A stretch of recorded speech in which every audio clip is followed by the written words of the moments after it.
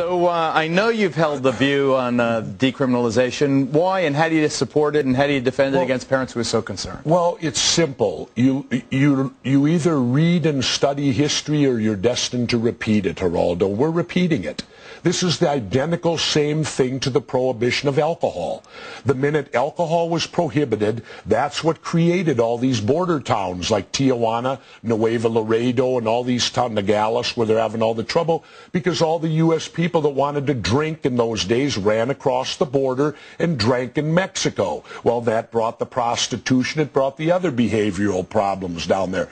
The simple thing is this: when you prohibit something, it doesn't mean it's going away. It just means it's going to be run by criminals now, because it's not above board. Well, the criminals eventually get so wealthy, they become more powerful than the government, which is a great deal of what's happening in Mexico right now. They have more guns, I might add. They get them from the U.S. because it's illegal to own a gun in Mexico. They got the guns, they got the power, they got the money. By decriminalizing, they're out of business. They have to find something new. It's not rocket scientists, Geraldo. It just takes politicians with some courage. Politicians who aren't afraid of, who aren't worried about jeopardizing their reelection and simply do what's right.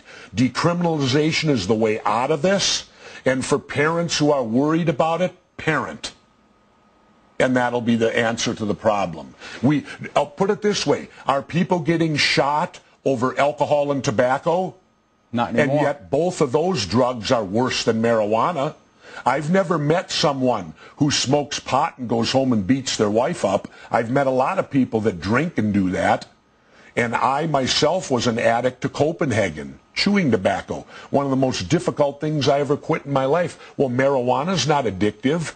Not physically, it can be psychologically, but it is not a physical addiction like nicotine, and we allow those two drugs. Why wouldn't we allow marijuana? And then if you take it to the medicinal end, we allow doctors to give us morphine, but they can't give us pot? What's wrong with this picture?